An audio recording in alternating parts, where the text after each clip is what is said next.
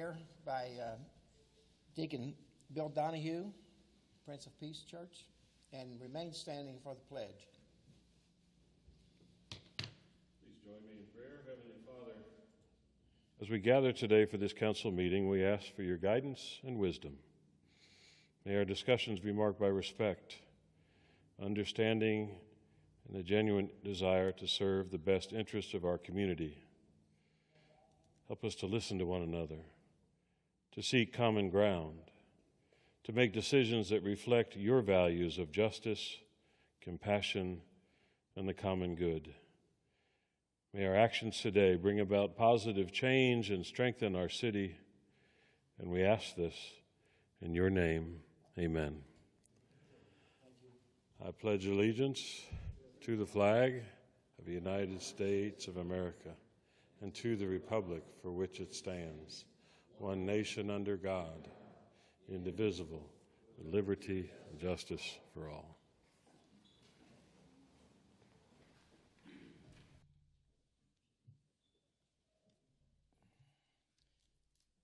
need a motion to adopt the agenda. I'll make a motion to adopt the agenda as presented. Second. Okay, we have a motion and a second. All those in favor say aye. Aye. Opposed? Okay. Are there any awards tonight? No, sir, Mr. Mayor. Okay, very good. Under new business in the work session, we consider the approval of a preliminary plat.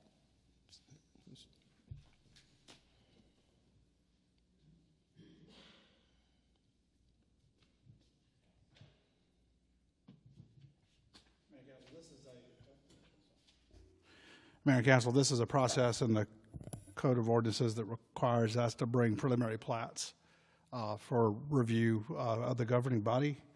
I think typically in the past, if this has gone through a rezoning case and the concept plan was considered the review of the preliminary plat, it's essentially a site plan approval, and you do that at a rezoning case. Typical. This particular site, 5465 and 5475 East Main Street, is already zoned T&D. And so it's a use by right, but we're bringing it in front of you tonight for you guys to consider the approval as the code requires. So a preliminary plat requires me to look at a checklist of the minimal standards of what's needed on the plat itself, and then look at the standards of design. And I did both of those reviews, worked with the designer, and we've come up with something that is compatible or is within the, this is the preliminary plat, this within the regulations. So this is 64 townhomes. The proposed density is 5.9 units per acre. We're on 10.8 acres. And the maximum density is 6.5 units per acre.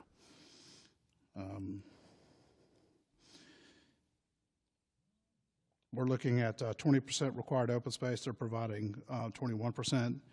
And then once we get into the LDP, there's certain requirements of the open space that needs to be programmed with an amenity, with trails. For example, if the detention pond is to be used as open space, that needs to be kind of part of an amenity. So we'll develop that with maybe some trails or something in it, and around the perimeter, some benches or something like that would be done, but we'll do that at the LDP stage. Preliminary plat doesn't require all that to be fleshed out at this time. The site data is there. Went over some of that. Pervious coverage maximum is 45%. I think they're proposing 44.6%. And then we have some of the site dimensional standards for the buildings and setbacks for this. And tonight what we need to do is talk about the, in the part of the code you can use alternative street design, but we have to talk about it today. So there's the alleyway that we have, either the two-way or the one-way. Those are alternative designs. And then when we reviewed this with staff, and I reviewed this with Public Works, that we want the alleys to remain private, and then the roadway sections that we've got shown that are 50-foot wide right-of-ways, those could become public at a platting stage. So with this preliminary plat, they're also asking to have a one of the alternative designs, which has to be presented to the governing body per code.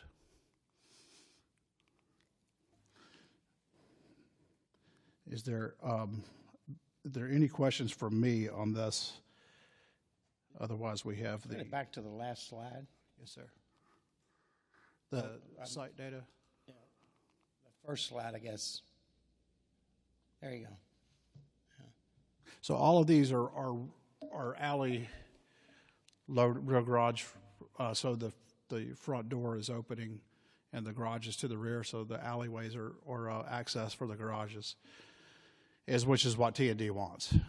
T&D wants a grid pattern, and they provided that with the alleyways coming through the middle and the two regular streets on the outsides. Now it's not going to be gated, right? Not if they're public streets, you know. Yeah, they would have to be private if they were going to be gated. So, but they want the alleys private. The city wants the alleys to be staff would rather have the alleys be privately maintained rather than us maintain them. But the roadways themselves, they could become public. Then we would, at the final plat, we would bring this in front of you to dedicate the roads to the public and the utilities. But that's at the platting stage after the construction of the infrastructure is done. We do want to, I recommended when we do the review itself, there's some improvements on East Main Street that needs to be brought up, from the center line up. And so I detailed in my staff report. We want during the LDP stage, we want the developer to work with Public Works to look at doing a water line connection to make it a loop system to help the pressure system. And then we would like a sanitary sewer manhole brought up to the property line common where our fleet building is going to be. And then the alley maintenance is going to be private, and then proposed street design is going to be per the code.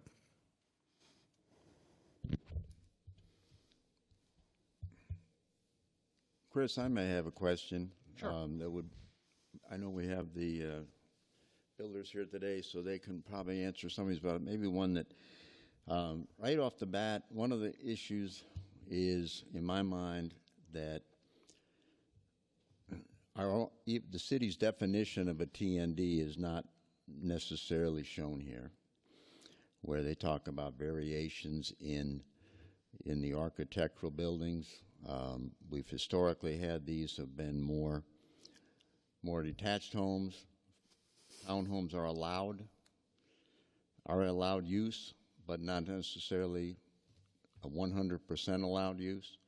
And also the city of Flowery Branch, and we've had neighborhoods like this in the past that were normally like PUDs that were predominantly single-family homes.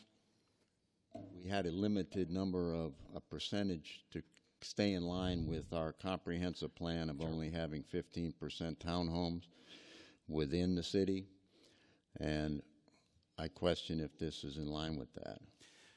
I have that spreadsheet ongoing, and so it fluctuates a little bit higher, but then we get a single family that's under development like that'll bring it back in line. We're pretty close to what the comprehensive plan had suggested to keep that percentage. Apartments, townhomes, single family detached. It's 15%, right? Yes, sir. Okay. So we're probably a little higher.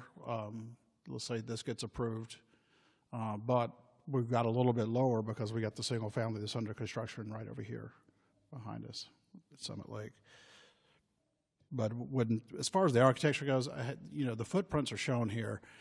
The preliminary plat doesn't require building elevations. I'll do a design review according to Article 40, and I'll make sure that all of the section of 12.6 is applied to these townhomes. So when we look at the high architectural standards that we have, we do have to have varied facades. You can't have the same facade over and over again.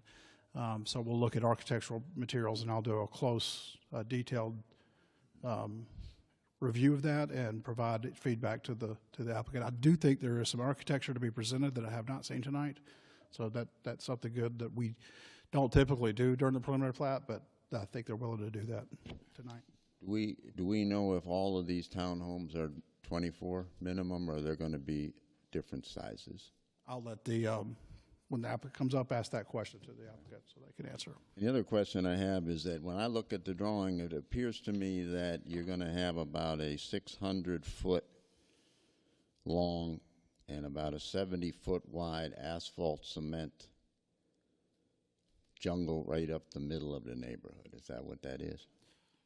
Is that the, are you talking I'm about? I'm looking at from numbers, I guess, 20 up to 48, and so it's about 24, 25 homes. If they're 24 feet wide, it's going to be about 600 feet long, where the whole center of the neighborhood is essentially driveway and alley, right? That. I don't know, the perimeter has some opportunities for open space and amenities and walking. I think when you come out your front door, yeah, there's a road there, but you also have green space and a sidewalk for direct pedestrian connectivity. I guess the other question has to do with the green space. I know that in our definition of a TND is to have one or more centrally located meeting spaces. All right. And if I look at this again, the only way, unless they go all the way around, the people would have to come out of there. I would see people coming out of the back of their homes and cutting in between the townhomes in order to get to the amenities, as opposed to them being centered.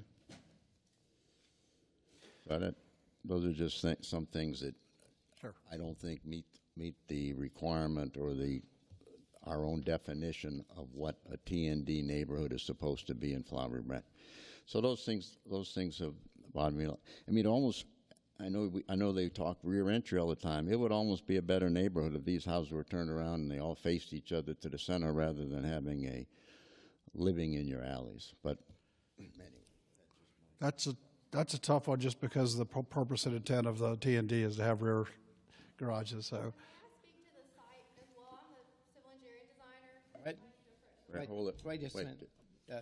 Yeah, we'll open it up in a second. You want to bring her up now? We might as well do it now. Just Okay. let it come up.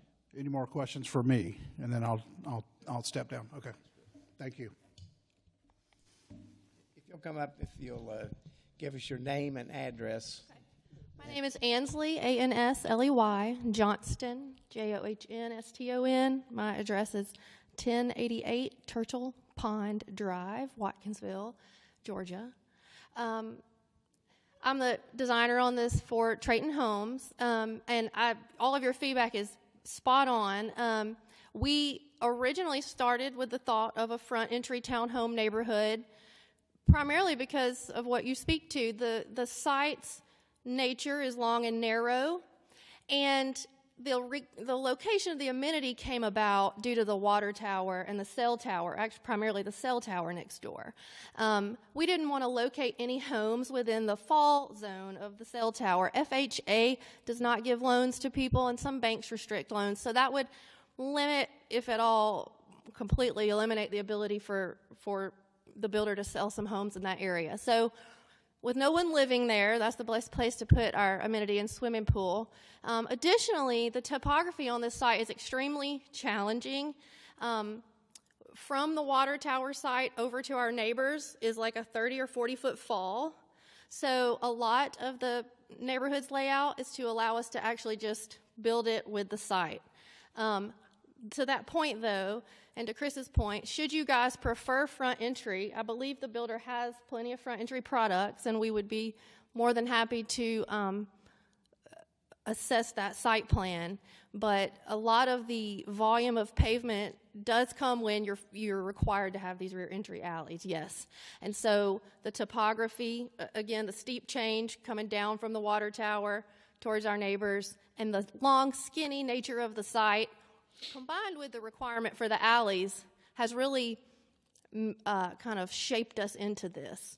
And you are absolutely correct. A front entry, should code allow it, or you guys allow us a variance like that, would be something that we could reconsider and eliminate the pavement that the alleys create and trade that for a green space. Yes, sir. And this is Mr. Cliff Poston, and he's the builder and developer. Hey, I'm Cliff Poston with Trayton Homes. I'm from 720 Kennesaw Avenue, Marietta, Georgia. I appreciate y'all taking the time to hear us tonight. One of the concepts that we started, I don't think it would have to be front entry. One of the concepts we started with was having roads going around the perimeter and having them be rear loaded facing onto a park or a MU kind of in the middle. That's kind of where we started. And I think when we talked to staff, their preference was to not have it that way. And so, you know, we certainly, that was really where we started, because I think that would be a great look to have kind of a central green in the middle of it, that everything kind of looks out. Because I think we've done deeper porches on these. These have got 10-foot front porches to kind of promote that front door living, living out front. And so while I think this is going to present nicely, because we're going to do a good job with them right now fronting out to the outside of the neighborhood, so we're going to do a lot with the green space. But I think if that was something you guys wanted to talk about, was come back and reorient and push the streets wider, and then have a nice, you know, green space in the middle that they all front on. You know, I think that would be, we would love that, and I think it would present really well. So, just wanted to throw that out. And I brought. Do you want me to show you the architecture, or? Yeah, one question. Sure. So you talk about the topography. A lot of times when we have these runs of townhomes like this, if they're all kind of, if the plat is all the same, like it's better, you know, if there's a drop, you know, if the level, you know, if the roof line drops a little bit, so you use a little bit of the topography to that benefit. And that was my question. Minimum of 1 foot, and the site drops down towards the pond. So you're going to see a little bit of, the homes aren't going to be, the front doors aren't going to be level for each one. 2 foot stagger front to back. I'm sorry, Mr. Mayor. If we could have her speak at the mic, please. There you go. Thank you. Yeah. Sorry about that. Yes, we're going to have a vertical stagger in the roof lines to just to make it down to the pond in the back. And then this plan shows a horizontal 2-foot stagger per y'all's Section 12 townhome code to get that facade stagger. So this plan does, the LDP shows the roof line stagger, each pad going down, and this is very subtle, but they have the 2-foot stagger even on this plat in the plan view.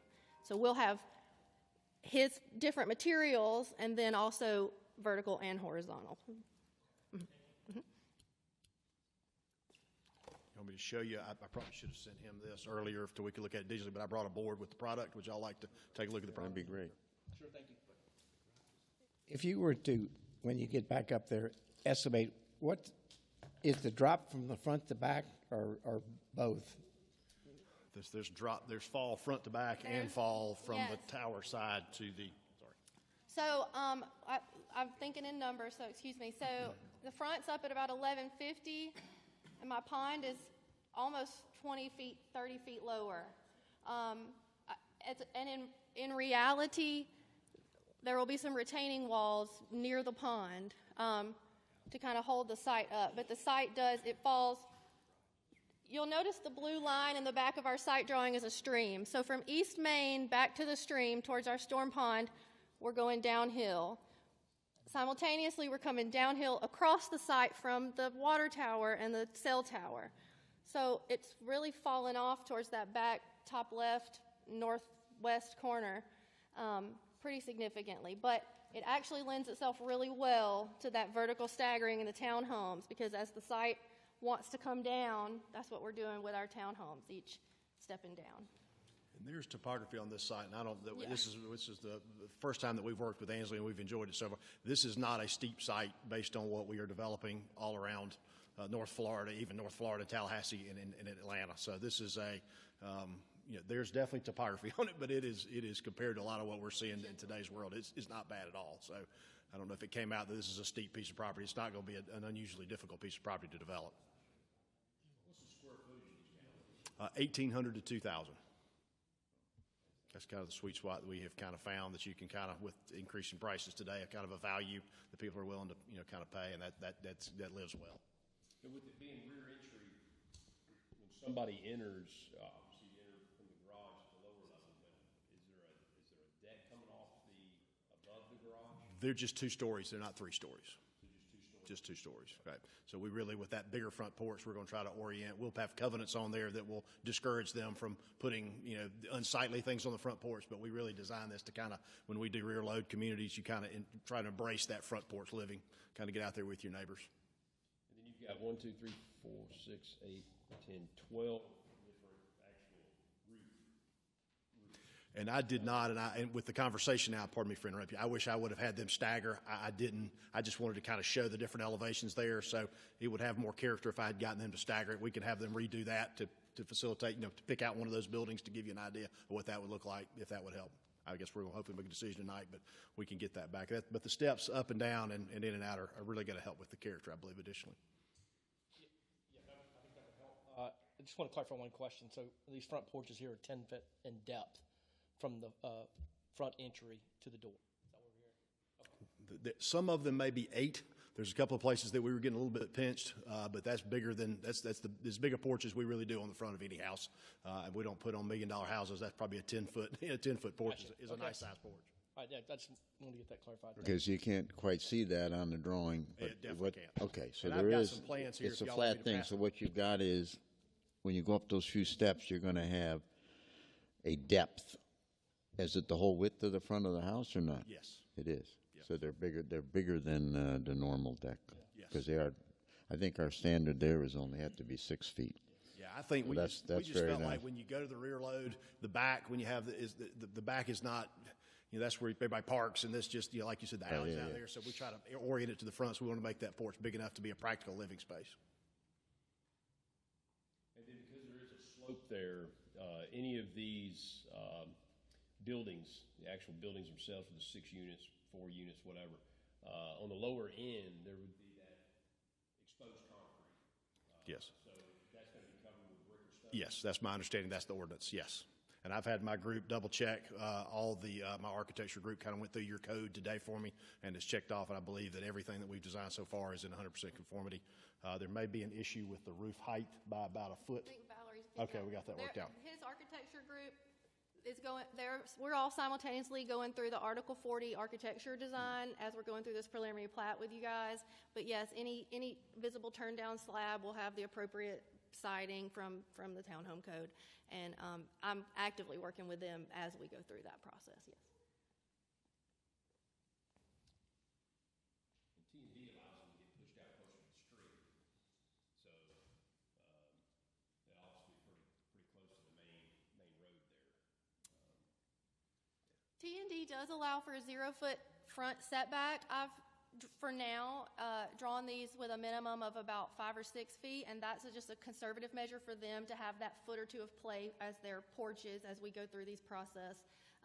So I've got my 5-foot side setbacks, my 23 feet for the driveways per code, and I didn't push anything up to a 0 front setback as we would be allowed, again, just to give them some room. But should they want to increase their porch, or should they, or you guys prefer that we do push them up, we'll be happy to do that.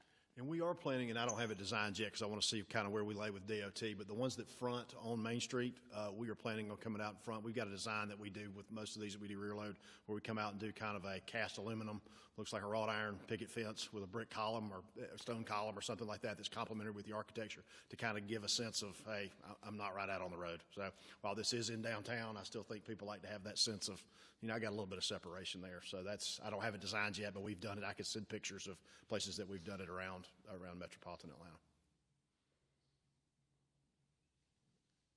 Anybody else? Okay, thank you. Thank y'all. Next is the termination of the intergovernmental agreement. Thank you, Mr. Mayor. This item is a termination of an intergovernmental agreement with Hall County for GIS and property addressing services. So as early as 2006, the City of Flowery Branch has had an intergovernmental agreement with Hall County, and Hall County keeps track of all of our water lines, all of our sewer lines, all of our zoning, and we have been, over the past sort of 18 months, we've been developing our own with ESG Engineering's GIS group. And in developing our own, we can now change, if we have someone who annexes in, we can change our own maps and not have to wait and go to Hall County and have them print maps for us that we then take somewhere to have our big boards printed. We also, if we find things in the field like the exact location of a water line or of a sewer line, we could, with our own GIS, mark it, redline it on a map, and have our own people actually update our maps so that our guys know out in the field, and they'll have the ability to have it all on their iPads, or they're not actually iPads, they're some type of tablet, that they mark things. If they go look for something in the field and it's not exactly where it says it is, they can mark it so that we're continually correcting our own GIS and just building upon what we already have, but it'll be a much better product. And it will actually be a bit cheaper over time than our intergovernmental agreement with Hall County, because we pay for part of Hall County's GIS budget for all of their staff and all of their software for them maintaining our GIS. Now, this is not anything that, if you're used to going to Hall County's website and going to their maps and looking at all of their maps, all of that's still available for anywhere in Hall County. And then Q Public is also entirely separate from this. This is really for internal use, and then we can push pieces of it like our zoning. We would want to sort of, Mr. McCrary would be able to attach ordinances. If someone comes in, they annex, they rezone a property, the ordinance would be right there available for the public. We could put that public facing so that any developers or any real estate people would be able to see that. So the request is to drop the IGA with Hall County, and then we've got all of our data from Hall County because we've paid for that along, and that's all in our own maps now. And then we would feed any updates to Hall County if we annex in, if we change zoning, if we redo water or sewer lines. We would feed that back to Hall County for them to get our good data that we're keeping up with. Are there any questions? So, Tanya, is that system you were showing me in your office that day that we had Yes. going on? Yes. Yeah, I think that's going to be the way to go. And actually, one of the maps that we have is our road paving program. And so we can show sort of the conditions of our roads. We had our roads graded, not with a road grader, but with a ABCD type grade about 2 years ago. And so from that, we developed our paving program. So now on a map, we can see one color is our 2024 paving, one color is our 2025 paving, and over time we'll be able to see very easily these are the roads that were paved the latest, so that hopefully that will just continue in our continuing paving program. I think it's a good thing. I think it just sounds like a very efficient, a more efficient way for us to get, our data on maps and processed quicker. So I'm all for it. Sounds good. One of the first things I heard when I moved here, Public Works they didn't know where all the pipes were. So sometimes they had to dig down to find them. So that's good. Yes. And eventually we'll bring items to you so that we actually, with our lead inventory that we just had to do, lead water line that EDA made us do, we had to locate every line and every water meter. So we've got all of that data from that program that we had to do. But over time, we'll continue to build a lot of that, and we'll know exactly where our lines are, because there's still a lot of work to do. So from time to time, we'll bring you big projects like locating all of our manholes, not only exactly where they are, so that if they get paved over or anything like that, we'll know, but not only horizontally, but vertically. We need to know exactly where those lids are. Very good. Thank you. Thank you. Okay, department reports. City manager's report. No report, sir. Thank you. City clerk. No report, sir. Department of Fund.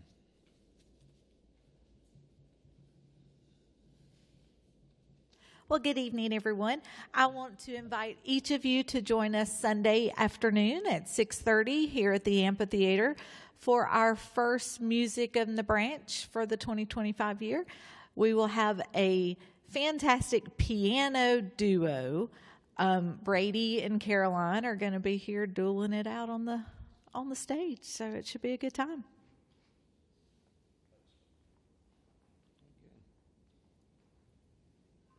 Finance department.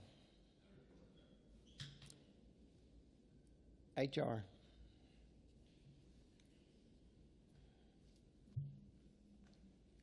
Thank you, Mr. Mayor.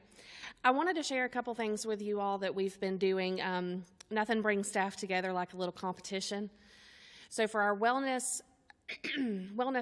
program, in February we did a step challenge. I believe I shared some details about that with you all at my last update.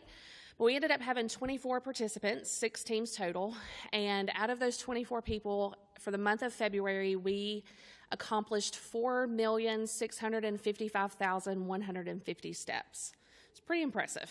We did a lot. The top team that won, they had 1,398,122 steps. It was Hennett to win it. And that was Julie Kokoschke, Kelsey Cash, Heather McGuffey, and Sergeant Chris Compton. And then the top 3 individuals with 1,217,286 steps was Sergeant Compton with 484,253 steps. Insane. Julie Kokoschke with 389,804, and Bill Whitten with 343,229. Bill was on my team. He helped us a lot. Oops, sorry. Yeah. Sorry, I hit the wrong button. We also had about 15 employees who participated in the Chamber Chase 5K 2-mile walk. I think we had 3 or 4 that actually did the 5K. Elias was one of those, Sergeant Compton, and Lieutenant Sweeney. I think Lieutenant Sweeney out of our group came in first for the City of Flowery Branch. I think he finished like number 8th or 9th. So he did really well. Sergeant Compton actually designed our T-shirt submission, which is what you see on the left-hand side, and we won the T-shirt design contest for best use of company logo. All right. And there's a couple pictures of the team. Apparently it was really hot, as you can see Compton. And then for March, we had a water challenge. I am actually still collecting the submissions of how everybody did with their goals, so I'll report back to you on that as soon as I get the results. Very good. Thank you. Thank you. Planning Department? Okay. Police Department? Public Works? Okay. Attorney's report?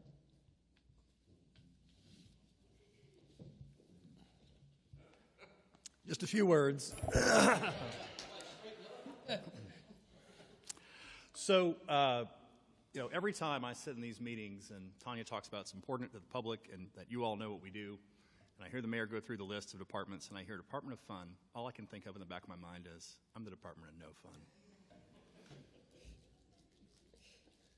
And so this is just a brief kind of hit the highlights here. One of the things we always worry about as your city attorney is who exactly is our client. And our client is the city, which is a municipal corporation. Talk a little louder if you can. Yeah, thank you. Which is a municipal corporation. And it's helpful to kind of think about that. If you think about a private corporation and who corporate counsel is, I'm really kind of the lawyer for the corporation itself, which means I'm not the lawyer for the employees as individuals, not for any of the elected officials as individuals, but for the city, and certainly not for the public that lives and works in the city. And it may be a surprise to some, but I am regularly contacted by general members of the public for all of the cities I represent, either wanting information from me or wanting me to do something, and I have to, eventually either find somebody at the city to call them or explain to this person, I'm really not in a position to offer you advice or answer your questions. It's not because I don't want to be helpful. I just can't. I'm an advocate. I represent the city and its interests. And there's too much danger I might say something, that is adverse to the interests of my client. You really need to start with the staff. And so as corporate counsel, as city attorney, all of you all as the governing authority, as a collective, make decisions on policy, or employees are implementing policy decisions, or you've devolved the ability to them to make policy decisions. And so where I step in is helping from the standpoint of legal implementation of those things that the city, in accordance with all of its processes and all of the duties and authorities, wherever they lie in the city, decides to go. One other thing to note, too, is that, like in most cities of this size, I'm not an in-house employee. I'm a hired gun. And so I work for multiple cities. I think that brings an advantage because I get to see how it works in other places. But I did want to mention that even though I'm a hired gun, I did not bill you for the time it took to put this presentation together. So what types of things do we do? Well, some of them are kind of obvious. We draft and review ordinances. We draft and review contracts. We draft and review real estate documents. Provide counsel to elected officials and employees on matters within their duties. And municipal law, what's interesting about it is that it hits so many different areas, right? It hits real estate, it hits contracts, it hits personnel. And the unique part of our practice, which is the scope of the city's authority in our federal system of government, where we've got the federal government and state government and growing problem of preemption, where all of you have been elected to represent people locally, and people at much further away levels of government think they know better than you how to do that and end up passing laws that make it harder and harder for you to act. And so a lot of that is finding the path where we can implement in a valid fashion the will of the local government. Everybody wants to talk about lawsuits when you when you say that you're an attorney. And so the question comes up, what happens if the city gets sued? And what a lot of people don't realize is that, typically what would happen is immediately city attorney is notified and your insurance carrier is notified. If it is a suit for money damages, your insurance company is going to appoint an attorney, and it'll be someone who is a particular expert or has experience with that kind of litigation. If it's a suit that isn't for money damages, which can be, something trying to force the city to do something, reverse a city decision, then that usually does fall on the city attorney because it's about whether or not a law is going to be sustained or overturned. What about the metrics? All the other departments have lots of cool metrics. They can talk about the number of arrests. They can talk about all the cool stuff and attrition. It's really hard to talk about metrics from the city attorney's standpoint. A lot of unpredictable variables, mostly what other people opposed to the will of the city will do or what they're willing to do. That makes it very hard to predict outcomes. It's also not really wise for me to talk about a lot of the details that might be involved in metrics in a public setting. But some of the things, just a couple of things that you may not be aware that the city attorney is involved in that I'm proud to have been a part of is I trademarked that new cool logo with the Secretary of State's office. I assisted with the bond validation for the upgrade of the water and sewer plant, and I wrote the necessary letter to help our excellent finance department get the audit approved. So kind of leave this here with why. Why do we have to have the city attorney? If you go back to the beginning of the presentation, I talked about how, the department of no fun. Is that really a fair rap that lawyers get, that we're all no fun and bad? And there's this famous quote here that you've heard often repeated. The first thing we do, let's kill all the lawyers, which comes from Henry VI, Part 2 by Shakespeare. But what few people realize is that it is often misquoted.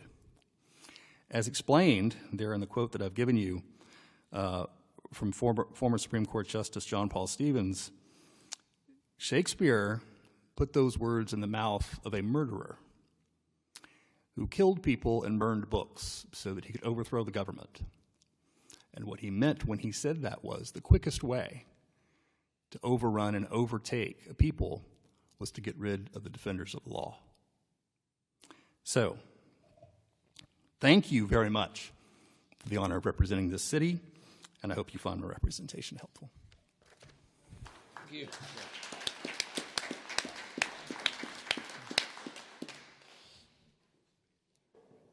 Okay. That was our presentation for the different departments tonight, okay? It's the council report now. Just want to thank our city attorney for his presentation. I always think these things are really good. I mean, when we get go into length and detail in the department, and it's good for the public to be able to see it. But You know, we always learn something new, and we got a little Shakespeare thrown in there today. So Yeah. you can't beat that. So thank you, sir.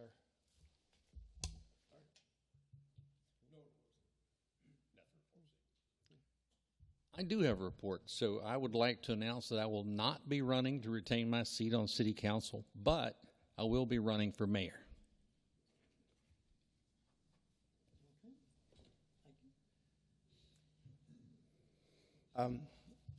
My report is only that Mr. McClellan and I talked about that, and I will going to be throwing my support behind Oliver McClellan. So, Thank you. So now there's going to be an opening. So if you guys know of anyone that wants to run, there's going to be one opening anyway. But anyway, so anyway, thank you. Okay, we'll adjourn the work session and start the voting session. We'll call it to order. Public comments. There's no one that signed up to speak tonight. We'll go to the consent agenda. I'll make a motion to approve the consent agenda. Second. Okay, we have a motion and a second. All those in favor say aye. Aye. Opposed? Okay. In unfinished business in the voting section, we consider the second reading of ordinance 735.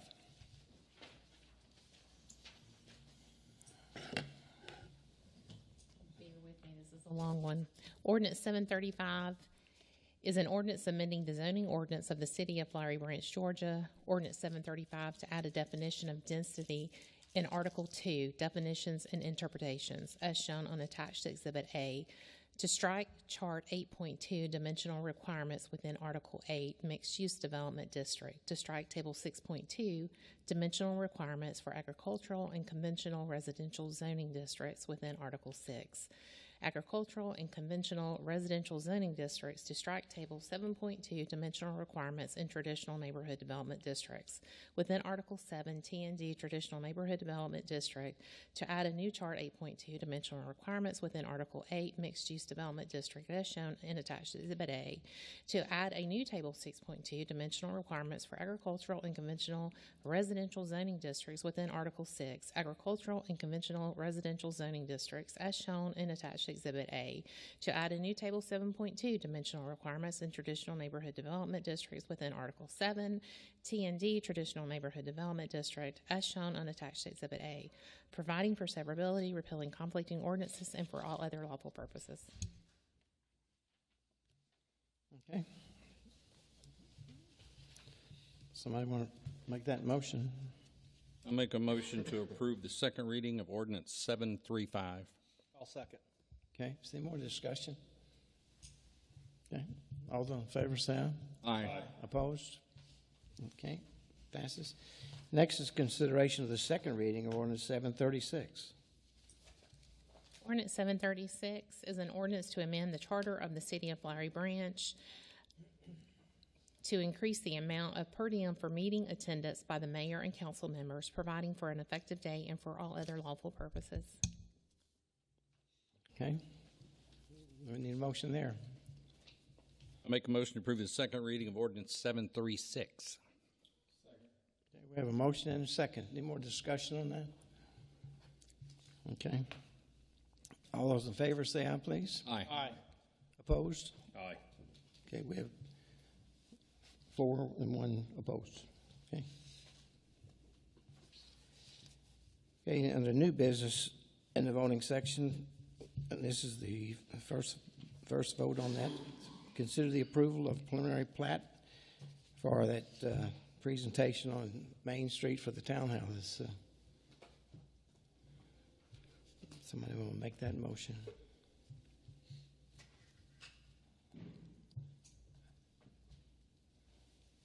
I'll make a motion to approve the preliminary plat for T&D zone tract located at 5465 and 5475 East Main Street, Flowery Branch, Georgia.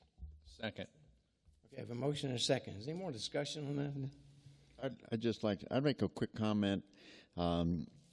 Regardless of how the vote goes, I appreciate Mr. McCrary using the ordinance to allow us to at least have a chance to discuss this evening.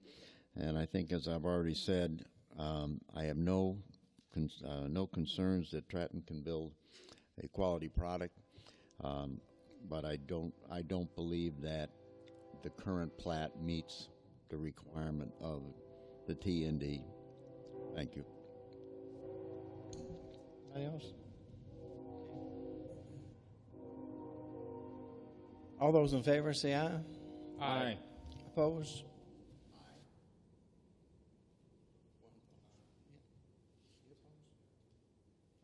We have two opposed there. Yes. Joe, Will. Joe Mezzanotte. You were for it? Yes, I was for it, yes. Yeah, okay.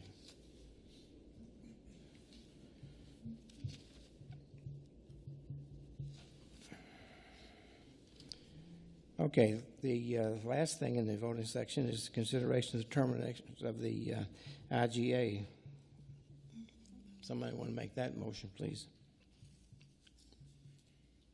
Make a motion to terminate the intergovernmental agreement for geographic information services and property addressing system between Hall County and the City of Flowery Branch, dated December 10th, 2020, and authorize the city manager to send a letter to Hall County giving the required 90-day notice of termination.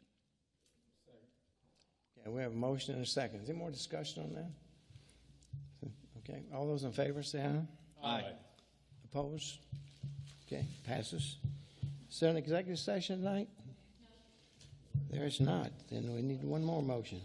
Motion to adjourn. Second. All those in favor say aye. Aye. Okay. Thank you all for coming tonight. Let's